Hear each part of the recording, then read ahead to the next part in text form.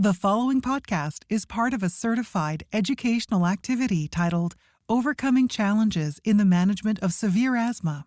Expert insights on emerging strategies to close the gaps to optimal care. Access the entire activity and complete the post-test at peerview.com/EWA860. Downloadable slides and practice aids are also available. Hello, and welcome to this activity on overcoming challenges in the management of severe asthma. I'm Dr. Michael Wexler, professor of medicine and director of the National Jewish Cohen Family Asthma Institute in Denver, Colorado. And joining me today are Dr. Ellen Scher from the Rutgers Robert Wood Johnson School of Medicine and Corinne Young from the Association of Pulmonary Advanced Practice Providers. Thank you all for being here today. Our goals for today are to expand your knowledge of the pathophysiology of severe asthma with a focus on type 2 inflammation and, in particular, the role of IL-5, interleukin 5, to guide therapeutic decision making. Another goal is to improve your ability to evaluate the latest efficacy and safety data supporting the use of current and emerging biologic therapies. We hope that this will equip you with strategies to develop personalized treatment plans for patients with severe asthma. And we hope to provide guidance on ways to address healthcare disparities in the management of severe asthma in the context of a team-based approach. We're going to start off with our first module, unraveling the complex pathophysiology of severe asthma and the role of type 2 inflammation and biomarkers. Asthma, as you know, is a very heterogeneous disease and can present in many different ways. There are patients who have type 2 inflammation and patients who have non-type 2 or type 2 low inflammation. Both of these can play an important role in modulating the immune response in patients with severe asthma. In general, patients with type 2 high asthma are characterized by having elevations of eosinophils or other signs of type 2 airway inflammation, including increased mast cells or elevated exhaled nitric oxide, compared with other individuals who don't have elevations in those biomarkers. Oftentimes, patients with type 2 high asthma have an earlier onset disease that may be characterized by allergic sensitization to different aeroallergens. In general, patients with type 2 high asthma are characterized by having more airflow obstruction, and they often have more life-threatening exacerbations. In some patients, obesity or metabolic dysfunction may be present, but that's more generally a characteristic of type 2 low patients. In general, patients with type 2 high asthma are more responsive to short-acting bronchodilators, and they're also more responsive to corticosteroids. In general, these patients also respond very well to biologics that target pathways of type 2 inflammation. In contrast to the type 2 high patients, type 2 low patients have lower levels of these biomarkers, lower levels of eosinophils, lower levels of exhaled nitric oxide, lower propensity for having allergies. Many of these patients have later onset asthma, and they can also have less airflow obstruction, fewer asthma exacerbations. They're often characterized by obesity or metabolic dysfunction. And in general, these patients have less of an allergic phenotype. Patients with type 2 asthma are generally eosinophilic, whereas patients with type 2 low asthma are either neutrophilic or polygranulocytic. Both type 2 high patients and type 2 low patients may have airway hyperreactivity and features of airway remodeling. But the type 2 low patients, in contrast to the type 2 high patients, tend to be less responsive to biologics targeting type 2 pathways. It's important to understand the underlying mechanisms and pathophysiology of asthma. In general, asthma gets triggered by a variety of different environmental factors that may include pollutants, allergens, viruses, bacteria, or other irritants that may interact at the airway wall. These stimuli can result in the production of epithelial cytokines, known as alarmins, that include interleukin 25, interleukin 33, and thymic stromal lymphopoietin, or TSLP. These epithelial cytokines will stimulate innate lymphoid cells, or ILC2 cells, as well as Th2 cells to produce the key cytokines involved in type 2 inflammation. These cytokines include interleukin 4, interleukin 5, and interleukin 13.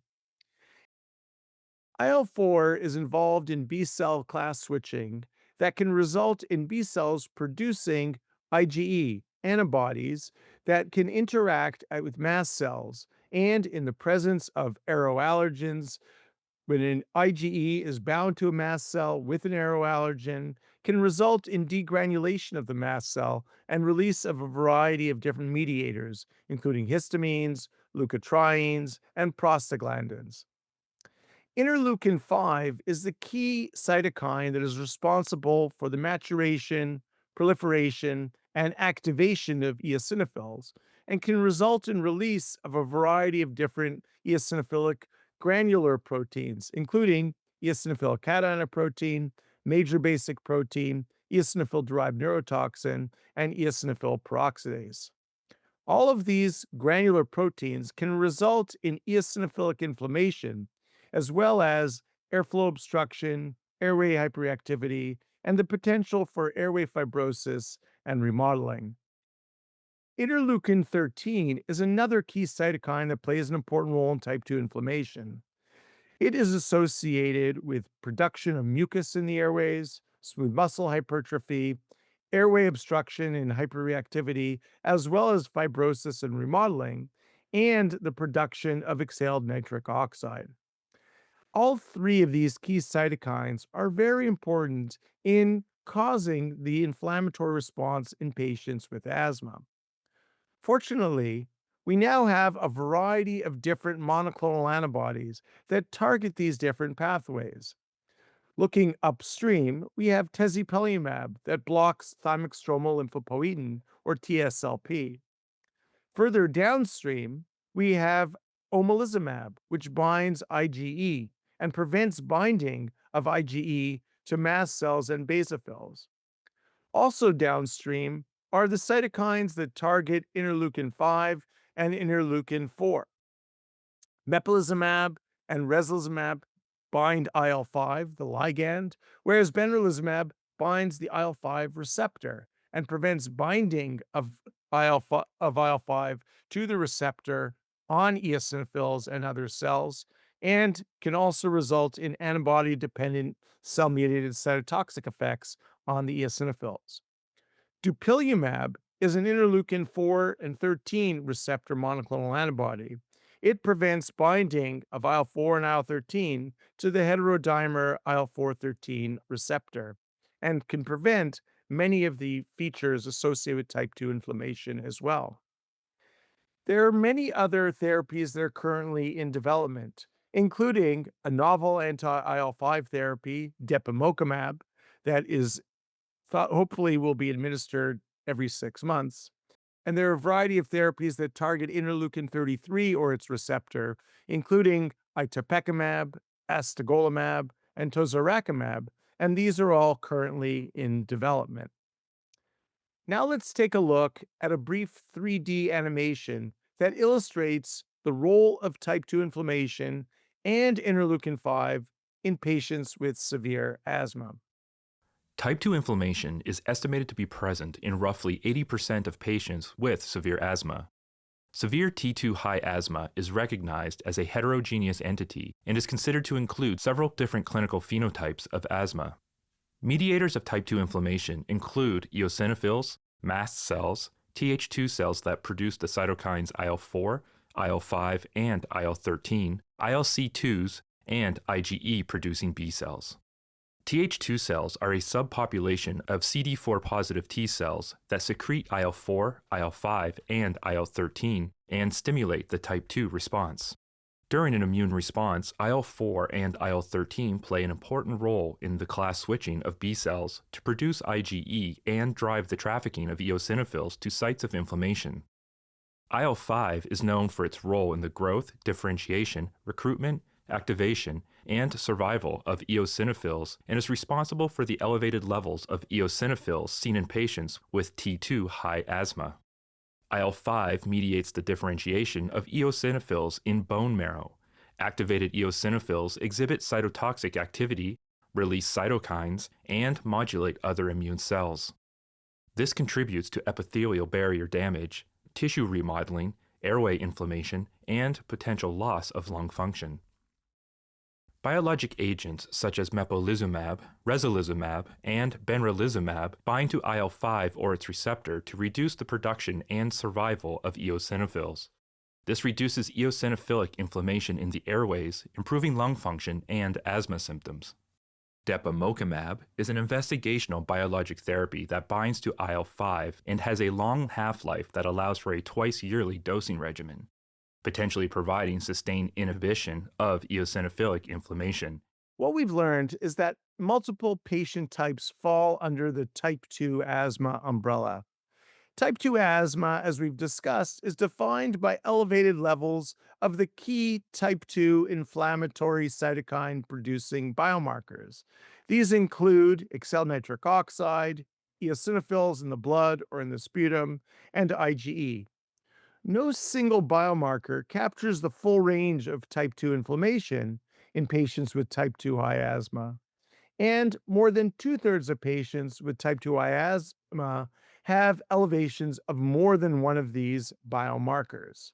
So it's important to evaluate all three of these because these reflect all three of the key cytokines, IL-4, IL-5, and IL-13. When we do biomarker testing for evidence of type 2 inflammation, it's important to measure all of the key biomarkers. We generally consider an individual to have type 2 inflammation when blood eosinophil counts are greater than 150 cells per microliter, when patients have an exhaled nitric oxide level of greater than 20 parts per billion, or if they've got sputum eosinophils greater than 2%, or if their asthma is thought to be clinically allergen-driven. When you have elevations of any of these biomarkers, they're generally predictive of increased risk of asthma exacerbations, loss of asthma control, worsening lung function, and they may predict responsiveness to different biologic therapies.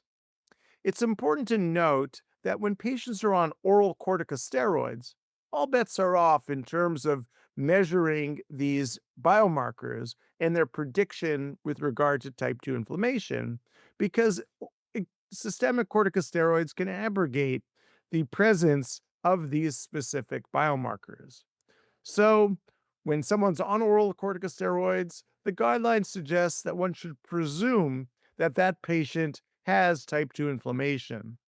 If a patient is seen once and they may not have elevations of these biomarkers, it's okay to repeat blood, eosinophil, and exhaled nitric oxide measurements up to 3 times, at least 1 to 2 weeks apart, after oral corticosteroid treatment or when someone's on the lowest possible dose of oral corticosteroids. Let's use a patient case to review how we could use biomarkers in clinical practice. Jim is a 52-year-old man with a 10-year history of asthma who presents for ongoing respiratory symptoms despite maximum guideline-directed inhaled therapy with triple combination inhaled steroid, LABA, and LAMA, as well as needed short-acting beta agonists. He reports persistent wheezing, shortness of breath, and nocturnal awakenings 3 to 4 times a week, requiring frequent rescue inhaler use. He's experienced 2 exacerbations in the past 6 months, both of which required oral corticosteroids. When you see him in clinic, his FEV1 is 65% predicted. He has airflow obstruction, as indicated by an FEV1 to FVC ratio of 0.65, and yet he has evidence of asthma, as demonstrated by the significant bronchodilator reversibility of 15% increase in FEV1 post-bronchodilator. So let me ask my colleagues, what would you do next for this patient who has seemingly uncontrolled asthma?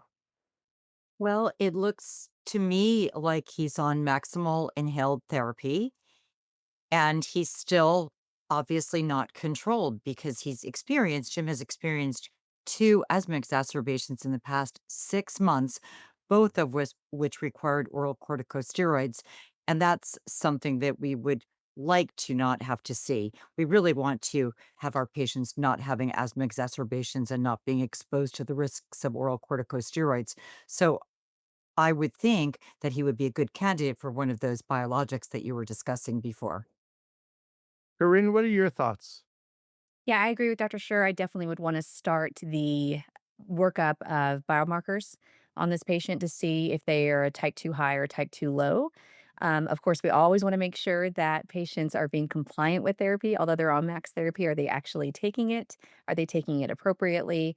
And then I'd also want to see if there were any other occupational or environmental exposures the patient is being exposed to that might be causing increased symptoms. Well, and another question too is, do we have the right diagnosis? That's something that always comes to mind also. Is this asthma or is there something else going on here? Yeah, those are the key points I think that we have to do with all these patients who have poorly controlled asthma. The first question, is it asthma? The second question is, do they have other comorbidities that could be playing a role?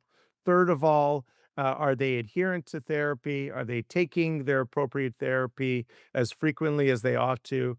Fourth, what type of asthma is it? And do they have specific biomarkers that might indicate what type of asthma they have? And then, and I think really only then, is it appropriate to consider utilizing a biologic based on a variety of different factors. So Jim returns and has biomarker testing that reveals an eosinophil count of 380 cells per microliter, an exhaled nitric oxide level of 26 parts per billion, a total IgE level of 150 international units, and allergy testing that was positive for dust mites, pollen, and mold. We'll come back to Jim at the end of module 2 for treatment. Now, we're fortunate that we were able to get biomarkers in his case because the biomarkers are important and advocated by many guidelines to tell us what type of asthma a patient has and to offer a personalized medicine approach for our patients with severe asthma. That being said, there are many barriers for many patients, including access to these tests, the cost of the testing, time constraints, the lack of standardized protocols, and some clinicians continue to rely just on clinical history and spirometry and may not have access to other testing like exhaled nitric oxide. In addition, there's a lot of variability in terms of biomarker levels, and up to 28% of patients with severe asthma exhibit year over year variability in blood eosinophil counts, and up to 12% show variability in IgE levels. Now let's move on and have Dr. Scher discuss when and which patients should receive targeted biologic therapy and identifying patient eligibility for each of these strategies. Ellen? Yes, thank you. So, first of all, looking at the different biologics that Dr. Wechsler just reviewed with you in moderate to severe asthma, there have been multiple clinical studies that have looked at both the efficacy and the safety. There have been studies that have shown increased quality of life, decreased asthma exacerbations, emergency room visits, hospitalizations, and also decrease in steroid requirements, which I think is really important as we're trying to practice good steroid stewardship. And we would really like our patients to not be going on systemic corticosteroids.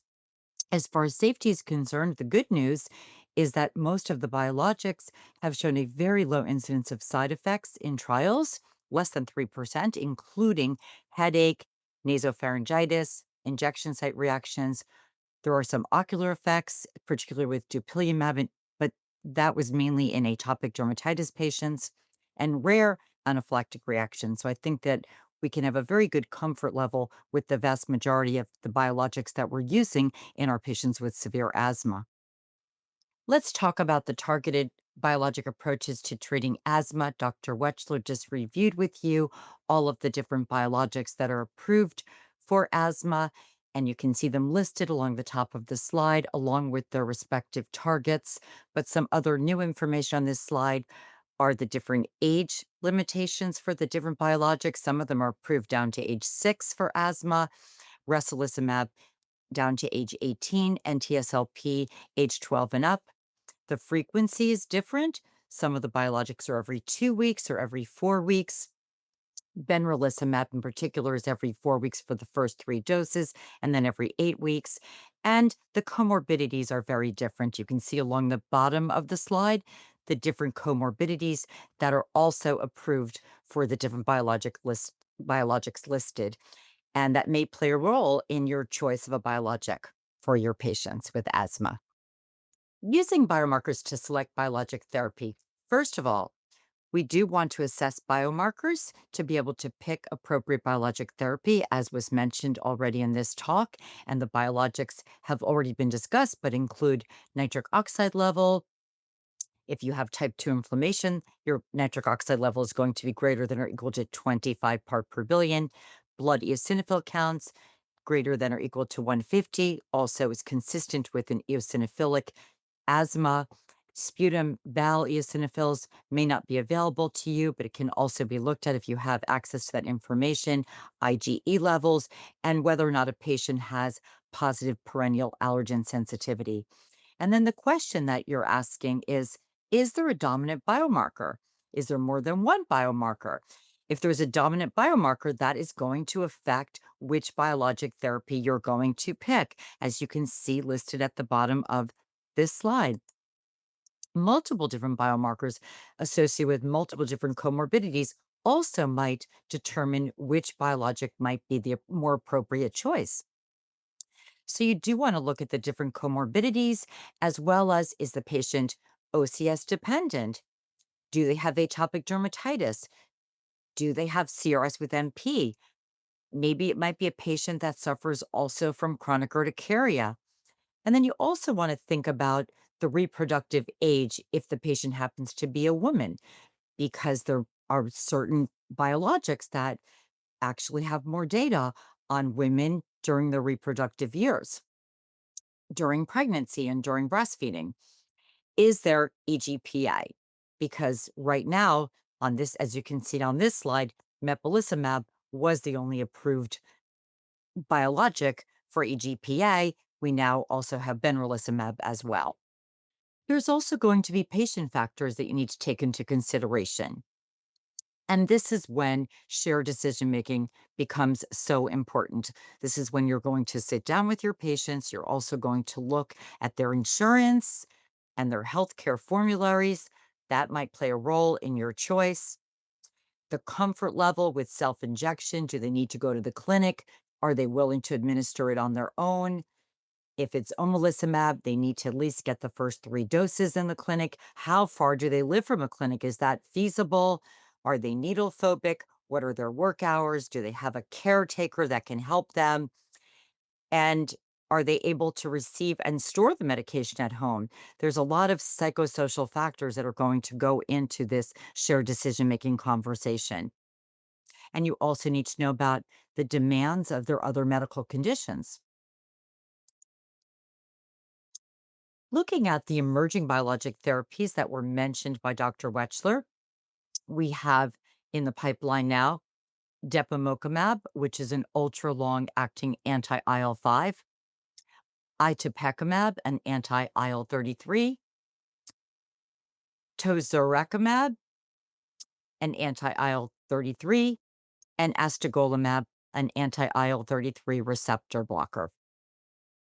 We're looking here at the depemokimab SWIFT 1 and 2 trial design. These were 2 replicate trials, placebo-controlled, where the primary endpoint was reduction in annualized exacerbation rate. The patient eligibility criteria is at the bottom of the slide. The patients needed to be age 12 and older, on medium or high dose ICS in the prior 12 months, plus at least 1 additional controller medication for the past 3 months. They had to have at least two asthma exacerbations requiring systemic corticosteroids in the last 12 months. They also had to have a peripheral blood eosinophil count of greater than or equal to 300 in the last 12 months or greater than or equal to 150 at screening with persistent airflow obstruction. So they had to meet a definition of severe eosinophilic asthma. The patients were then randomized to receive in a 2-to-1 fashion depemokimab or placebo. They were followed for 52 weeks and they received doses of depemokimab at randomization. And again, their second dose was given at week 26. After the 52-week period, the data was analyzed and the patients also had an opportunity to go into open label. Both the SWIFT 1 and SWIFT 2 trials did meet their primary endpoint, which was reduction in annualized rate of exacerbations. But what we're looking at in this slide is the time to exacerbation. And you can see both in SWIFT 1 on the left and SWIFT 2 on the right that it took longer for the patients to have an asthma exacerbation compared with the placebo arm. There was a significant increased time to exacerbation in the SWIFT 1 and SWIFT 2 results. There were also numerous secondary endpoints, including FEV1, and there was no significant change in FEV1 or symptoms during these trials. Looking at the depemokimab safety data, you can see that there was no significant difference in any adverse event between the SWIFT 1 and SWIFT 2 trials in the depemokimab group versus in the placebo group, nor was there any significant difference in serious adverse events. So before selecting a biologic treatment, you need to have a baseline assessment. It's very important to confirm the asthma diagnosis. Of course, you need to evaluate adherence. If a patient's not being adherent, how can you assess whether or not their asthma is controlled on their current therapy? You want to identify and manage any comorbidities and characterize their endotype by using biomarkers, including eosinophil count, nitric oxide level, and IgE level. And once you have all of that information, you can now have a shared decision making conversation with your patients and treat asthma with a precision medicine approach based on endotype and biomarkers. So let's return to Jim. What are we going to do with Jim as far as implementing biologic therapy? Well, we've now confirmed that Jim is adherent. He's already on maximal inhaler therapy, and yet he still had two asthma exacerbations in the last 6 months. His biomarker results are shown on the slide, including blood eosinophil count of 380 cells per microliter, nitric oxide level 26 part per billion, total IgE 150. Allergy testing is positive for perennial allergen, dust mite, and mold, as well as for pollen.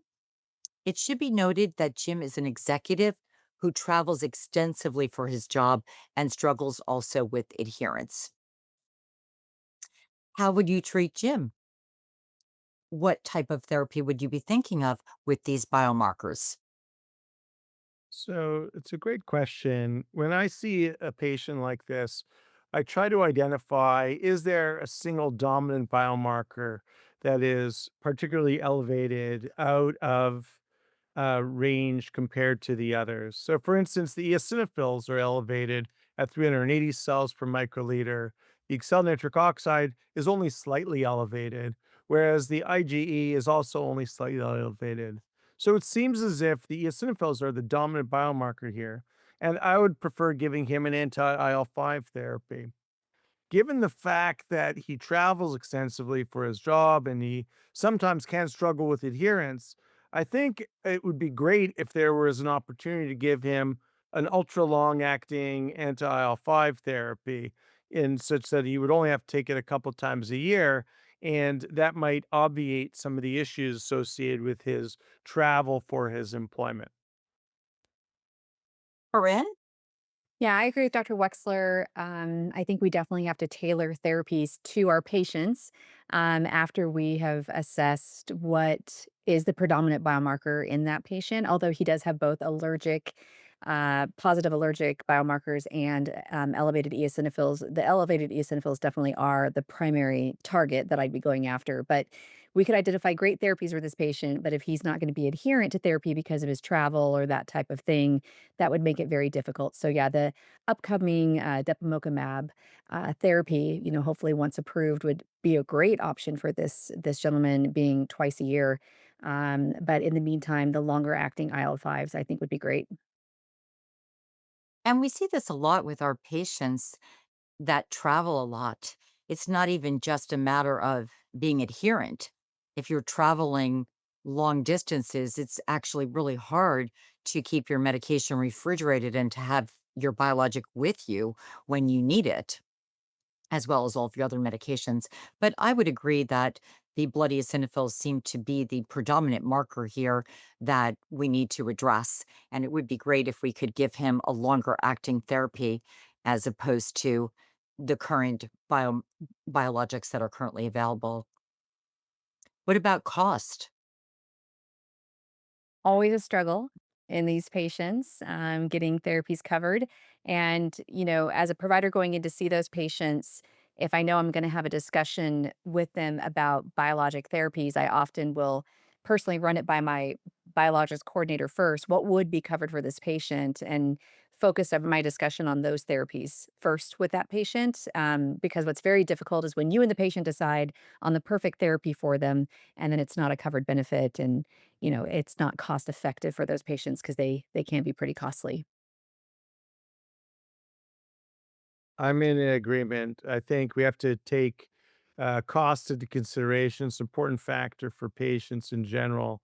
And many patients can't afford their medications. So we sometimes have to go with what is best suited for them and their needs. And that's part of the shared decision making process. I think that segues really nicely into our next discussion that Corinne is going to be leading, bridging the gap, addressing healthcare disparities in severe asthma management. Corinne? Thank you, Dr. Scher. So, as Dr. Scher stated, I'm going to be talking about healthcare disparities in our severe asthma patients and how to bridge the gaps when managing these patients. And I think Dr. Wexler and Dr. Scher have done a great job describing the benefits of these biologic therapies in patients. But there's other factors that influence why these patients are in the situation that they're in. And specifically, if we look at prevalence of asthma in patients over this particular decade of 2007 through 2017, we could see that Black patients consistently have the highest prevalence of asthma, followed by whites and then Hispanics. And this continues on past 2017, but this is a great snapshot of this particular decade.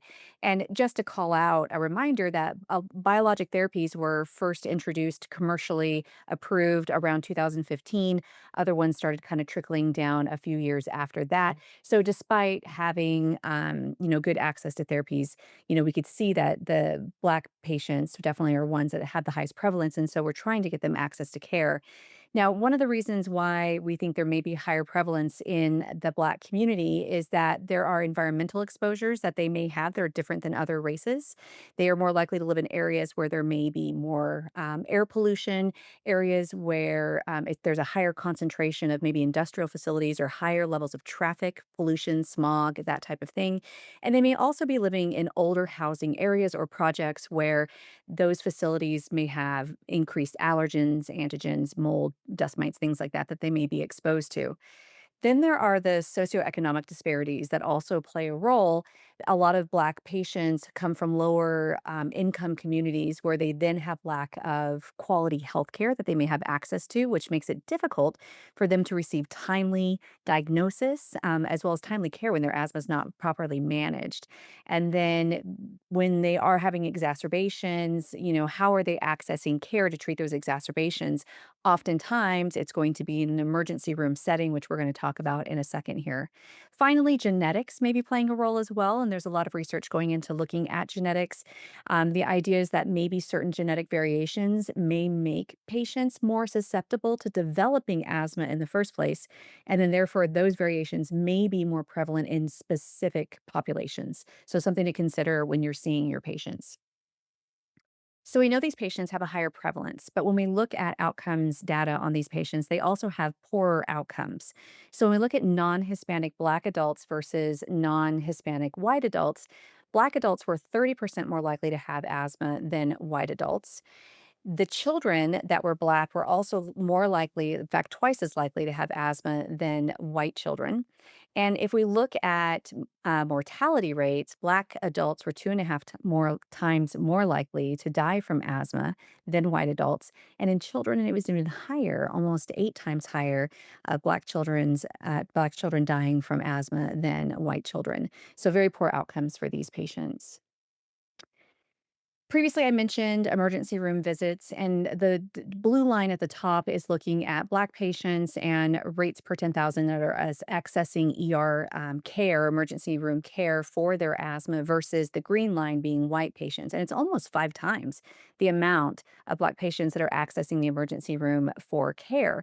And, some ideas around that again, when we go back to the socioeconomic disparities in these patients, they're more likely to be either uninsured or underinsured, and therefore maybe not be able to afford copays, may not have access to primary cares in their communities, and so they go to the emergency room.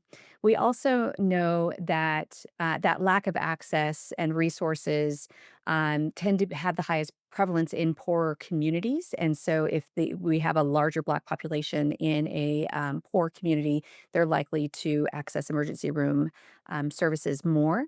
And then we also know that there is more severe disease in these patients as well. So when they're having exacerbation, it likely is not going to be treated very well outpatient and will require hospitalization. AAFA did a great job creating a framework at root causes of asthma disparities in patients. This is almost like a calculator. You could put in your patient's race and ethnicity and run it through these social determinants, and at the end, kind of have a predictor of their asthma outcomes, is one way to look at this. So, if you take your patient's race and ethnicity and you look at structural determinants, were considered upstream determinants of health for these patients, you're going to see the things that are going to influence them, specifically racism and discrimination, right? And that can be perceived or real for those patients. Either they're worried they're going to encounter racism or discrimination in a healthcare setting, so then they avoid going, or they are actually receiving racism and biases towards them that then prevent them from good follow-up and care. Socioeconomically, then there is distrust and concerns that relate to policies and government and culture and how they're going to interact with healthcare providers and medical services. And then socioeconomically, we know that education is affected. So, depending on your patient's education level, are they understanding the materials that we're giving them? Are they understanding the linear thinking of how we're treating asthma and advancing therapies, about treating exacerbations early and what an exacerbation is? And then economic stability, which I definitely feel is a very big factor for these patients, because if they can't afford their medications, we know their asthma outcomes are going to be bad. Other social determinants for these patients, again, is environmental, like I discussed previously. If they're living in areas with very poor air quality, very poor environmental exposures related to household cleanliness or mold or water damage in the facilities that they're living in. Obviously, we're going to have more issues with symptoms in those patients, in their physical environment. And then there's their social environment. Who's taking care of them? Who are they taking care of? Socially, what are their influences around the ideas of healthcare management and medications? And then there's the underlying genes and biology of that patient, which they have no control over, and then their individual behaviors and trust or distrust of pursuing care that are going to ultimately be the downstream effects and impact their asthma outcomes. So, just things to consider when you're meeting with your patients, that it's not just take this medication and call me in the morning. There's so many other determinants that are going to help you understand why this patient's being successfully treated or not. So, Dr. Scher and Dr. Wexler, I know you see a lot of asthma patients. I'm sure you have encountered some of these disparities. So, Dr. Wexler, if you want to start and help us understand how you are helping overcome those hurdles for patients. Yeah, they're so significant, many of the disparities that we see in our patient population. And so it's really important to communicate effectively with the patient, to have a good understanding of what some of their issues are, do they have sufficient health literacy to understand, why we're giving them the medications? Do they have any socioeconomic factors that can be a burden to them? And maybe that's why they're not taking their medications. Do they understand, the importance of adherence and why they should be taking their medications on a regular basis? So communication, I think, is the first step. And it's always important to hear back from the patient to make sure that they understand. So tell them and then hear from them and listen to them to understand what some of their issues are. And it's also important to tailor some of these issues with regard to specific cultural issues. And so, um, for having frank discussions, understanding where patients are coming from, why they're behaving the way they do, is really, really important as well. Dr. Shear? Yes, I agree with all of those points that you both have made. I also think that there's a fair amount of skepticism, especially in the part of certain minority groups regarding healthcare in general and healthcare providers. And maybe there is a lack of trust in certain situations. So we want to build that trust with our patients while we're using this shared decision making model. Again, assessing their health literacy, I think, is really important to make sure they're understanding us. And the teach back method of having the patients repeat to us, what did we just tell them? Did we explain it properly? And can they tell us back what we told them? And I often find it's really helpful to utilize asthma action plans, even in my adult population, so that they can actually see what to do when in writing. I Yeah, think agreed. And I think sometimes just even saying, what do you think a barrier to your treatment plan is going to be? What do you think is going to be your biggest hurdle to fulfilling this plan? And sometimes you'll get some very surprising answers, you weren't expecting from them that really help you then tailor further the medical approach for them. Yeah, oftentimes the barriers are financial, and you have to work a lot with your team to help patients and guide them through the insurance process, navigating their coverage, appreciating what is involved, and that there are also patient assistance programs that can help them get the drugs that they need at a reasonable cost. They also don't really, oftentimes, they don't understand that using their rescue medication 2 times a day is not appropriate or not normal. They think that's normal. They've been doing that their whole life. They don't understand sometimes that going on systemic steroids several times a year is a measure of poor asthma control, right? And I think another big factor that we have to appreciate in this patient population in particular is the importance of their living situation, what their environment is. Because as we know, asthma is somewhat unique amongst chronic disorders in that the environmental factors can play a significant role. So appreciating that they might be uh, dust or cockroaches or other allergens that are present in a specific home environment is going to be really critical. If we can't address and remove some of those issues, some of the triggers, then it's unlikely that we're going to be able to have a beneficial effect on their asthma outcomes in general. Hmm. Absolutely. And I think that's where it's important to coordinate care across multiple different specialties between allergists, immunologists, primary care, their pulmonologists, so that we can properly address those kinds of triggers and allergen exposure. Yeah, and like you hit on socioeconomically affording the therapies, even the ones that can't afford the therapies, they may be of lower income, so therefore they're working a lot, and it's a burden to come into office for follow-up, right? And so, maybe if you're able to offer telemedicine during their lunch break or, during a certain break where they can hop on their phone or providing the patients with easier access to you as the provider, because oftentimes they'll miss appointments because they can't miss work, right? So that's also a big burden for them. Yeah, I think one last issue is the component of stress. And there's an important relationship between stress and asthma.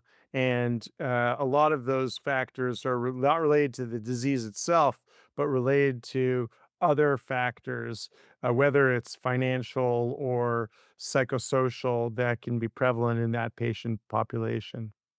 Absolutely. A lot of data out there related to stress and poverty relationships. So, yeah, excellent point. So, when we're talking about using biologics in these patients, obviously, why wouldn't we use biologics in these patients when they look like they're good candidates? Well, one of the disparities or barriers that we run into with using biologics in these patients is access, right? Like we just kind of previously covered, is that either financial access. Now that most all biologics are given in the home, that is one less barrier because it was difficult for patients to take time to come into practice to receive biologic therapy. Also, there is bias on the provider side where we may assume the patient financially can't afford it and because of our biases of their economic status. And so therefore we may avoid it and try to use other more affordable therapies when in fact the patient's plan may cover it. Also, I always like to share data from studies with patients about, hey, 87% of patients that were on this therapy needed zero steroids over the 3 years they were on it, or whatever that data may be. However, we have to take a step back and look at that patient population and how it doesn't necessarily mirror the patient that's in front of us. We know historically studies are primarily white patients that are in the studies, and that there is a huge disparity in getting Blacks into clinical trials, and then having good data really stating that for your race, ethnicity, we have this outcomes data specifically for you, and we really can't tailor that to our patients right now. So that is a difficult barrier in sharing that data with our patients. And then as far as monitoring these patients on the therapies, the low income populations, um, you know, again, are just kinda underrepresented in a lot of those trials. We're trying to make efforts to recruit, non-whites into trials, but it's difficult to get them engaged for several reasons. One of them being distrust of trials, dating back to the time of the Tuskegee trials, and manipulation of other cultures in different trials over the years that has built an inherent distrust of enrolling in clinical trials and fear of experimentation. And so trying to educate our patients, let them know about IRBs and other measures in place to protect them as patients in trials to prevent abuse and those types of things to help mitigate mistrust may help us get more patients into those trials. So, with that, I'm going to hand everything back over to Dr. Wexler. Thanks, Corinne. So it's so important to evaluate the patients and is part of a comprehensive outlook. And then when we evaluate these patients, we need to recognize all the challenges that occur in patients with severe asthma. It's so important to have a collaborative approach. And so let's review some data that was recently presented from the American Partnership for Eosinophilic Disorders, who did a patient survey of 52 patients age 18 years and older. And 65% of those reported having moderate asthma, and almost 35% had severe asthma. 70% most often see a pulmonologist to manage their asthma, whereas 26% saw an allergist and 4% saw a primary care provider. One of the key questions that was asked was, what effect does asthma have on your quality of life? And what was notable is that almost 80% of patients say that asthma has a moderate to extreme effect on their lives. So these are patients who are dealing with asthma on a regular basis, and they're really impacted in terms of their quality of life. When reaching out to these patients and asking them, what was the impact on their quality of life, some patients said that they felt isolated or depressed or hopeless. Some patients said they wake up at night gasping for air. And many times, patients say that because of poor air quality, they have to be stuck indoors. For many patients, being asthmatic has made things a lot more difficult for them. They spend a lot of money and they just want to stay healthy and live their best life. But they say that oftentimes it affects their personal relationships, their ability to keep jobs, as well. It can have great strains on their marriages and on their personal lives, as well as on social activities. When patients were asked which treatments they've been given to manage their asthma, in this survey, you can see that almost all the patients were on a combination inhaler, and about two-thirds of patients were using rescue inhaler. Many patients were still requiring oral corticosteroids. As many as a third of patients required systemic corticosteroids. What's interesting is that over 85% of patients also were taking biologic therapy. And that's relatively new since most of the biologics have only been around for about 10 years. But even though these patients were getting biologics, they continued to have symptoms. And when asked what some of the issues are, and again, this is why it's so important to have frank discussions with these patients. Many of them said that their medications, their biologic therapies weren't affordable or weren't covered by insurance. Sometimes some patients said that it was inconvenient, that they had to take frequent shots. Others said that the side effects or that the drugs weren't effective. That being said, many patients still did really well with biologics, and many patients said that they didn't have any real issues. And that's great news. It's good to know that for most patients, there aren't so many issues once you're getting a biologic, but we have to appreciate the fact that many patients continue to have issues. When patients were asked about their overall satisfaction with their treatments in improving their quality of life, many patients expressed satisfaction. Over 60% said that they were extremely satisfied. Over 25% said they were moderately satisfied. That being said, there were still those patients who felt they could use more benefit from their current therapies. When asked specifically, many patients said, "Well, I'm happy because I see improvement in my life as an asthma patient." And people said that they improved day to day symptom wise, as well as sleep wise. They could get to sleep well and sleep throughout the night, and they could get control of their asthma. But for some patients, there was still a need for more treatments, and many patients felt that they were paying too much for their therapies and paying so much for a life that they could lose anytime. So, while patients were often pleased that the biologics have stopped progression of their disease, many patients felt that there were still some issues with current therapies. When asked how helpful patients found their healthcare provider be in the management of their disease, what's important to note is that the physician or healthcare provider played an important role. Over 63% of patients said that their healthcare provider was extremely helpful. 29% felt that they were moderately helpful.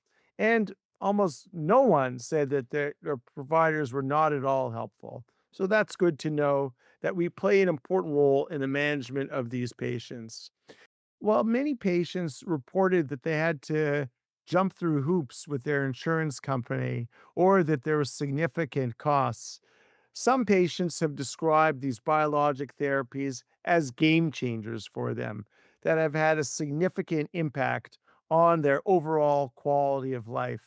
And they recognize that it's important to have an important relationship with their healthcare provider, whether it's a primary care provider, whether it's an allergist, whether it's a pulmonologist, or whether it's a nurse practitioner or physician assistant. All of these providers can play an important role. And not only can they educate these patients, but they can also provide a constant source of encouragement to help them keep on fighting to live their best lives. So, I think let's take a few moments and have a discussion amongst the three of us. When you think about your patients who have eosinophilic asthma, how do you decide which biologic therapy to start with? Ellen, why don't we start with you? Well, I think, first of all, it's helpful to know what is the predominant biomarker that's present. And is there more than one biomarker that is very elevated? Because all of these factors will help to determine which biologic you're going to pick. But then I also think it does boil down to insurance coverage as well as patient time and which therapies are going to fit better into their lifestyle. But as Corinne was saying before, we can pick what we think is the perfect biologic for them. And then if it's not covered by insurance, we're still not going to be able to get that biologic for the patient. So we need to involve our whole team in determining which biologic we're going to be able to obtain for the patient. So, Corinne, how do you cancel your patients on biologic therapy? What sort of expectations do you set up for them in terms of symptom improvement and how to mitigate expectations, if you will? Yeah, I'm glad you brought up expectations because I love to level set expectations.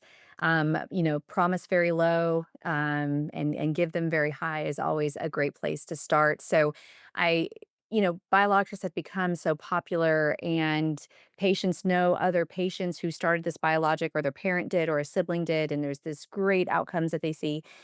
But I like to tell them everybody's different, and let's just hope for the minimal improvement. Our minimal goal is to reduce your steroid exposure over time and reduce your exacerbations, and everything else is going to be a bonus as far as symptom management, maybe de-escalating therapy.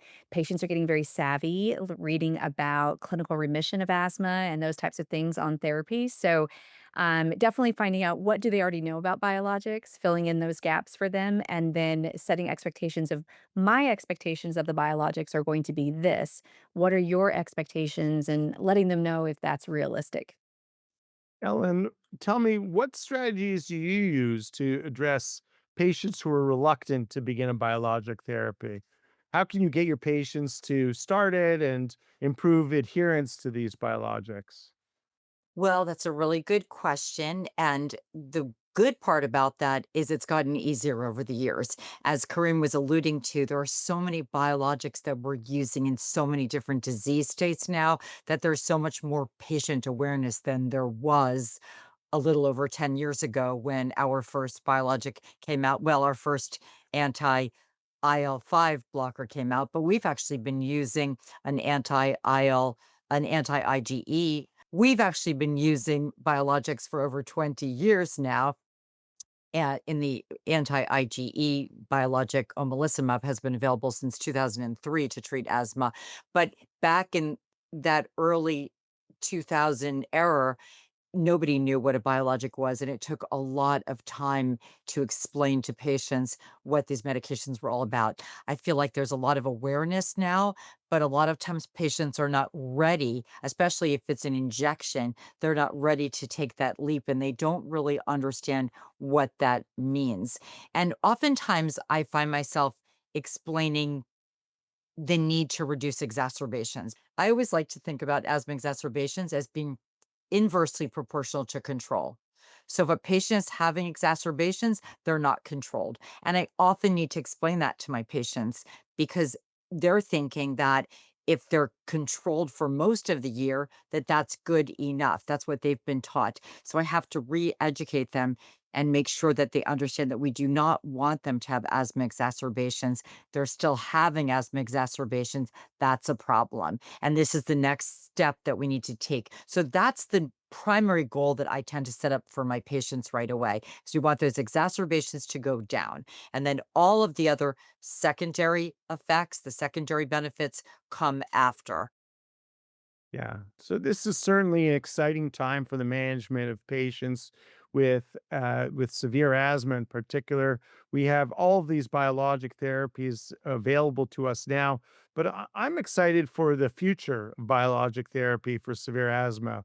I'm excited for new mechanisms. Ellen, you already mentioned the anti-IL-33s, itepekimab, astegolimab, tozorakimab. But I'm also excited for the longer acting biologic therapies. I think that's going to have a huge impact on how we manage patients. Imagine only having to take a biologic twice a year and what impact that could have with a therapy like depemokimab. So I'm excited about what we have. I'm excited about where we're going as well, because I think that with the advent of all new therapies, new strategies, I think it's going to really modulate and affect the way we practice. And it's going to have an overall benefit for the way we treat our patients in the future. So this has been a great discussion, and I think that we've tried to highlight is all of the important advances in treatment for severe asthma, including a new understanding of the heterogeneity of moderate severe asthma, the identification of type 2 airway inflammation as a key treatable trait, and also the fact that we now have these highly specific and effective biologic therapies that can inhibit type 2 inflammation and can significantly reduce the frequency of asthma exacerbations and the need for oral corticosteroids, which, as we all know, can be associated with significant morbidity. I'm, as I mentioned, particularly excited about all the therapies that are in development, including those that are ultra long acting with twice yearly dosing. Lastly, it's so important to remember that there's a higher asthma burden in racial and ethnic minority populations, in low income populations. And so we need to develop strategies to address these healthcare disparities, including improving access to care in these underserved communities, enhancing patient education and shared decision making, and leveraging community and digital health resources to effectively communicate with our patients and understand what their burdens are, what their unmet needs are, and how we can better serve them as healthcare providers. So thank you so much for joining us today. And thank you again to Dr. Scher and to Ms. Young for contributing their insights to this discussion today. We hope you find this activity to be useful to your practice as you continue to care for patients with severe asthma. And thank you, the audience, for sticking with us throughout this program. Have a great day. Thank you for listening.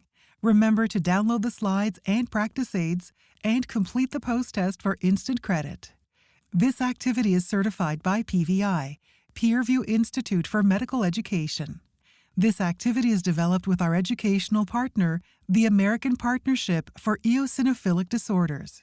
This educational activity is supported by an independent medical education grant from GSK.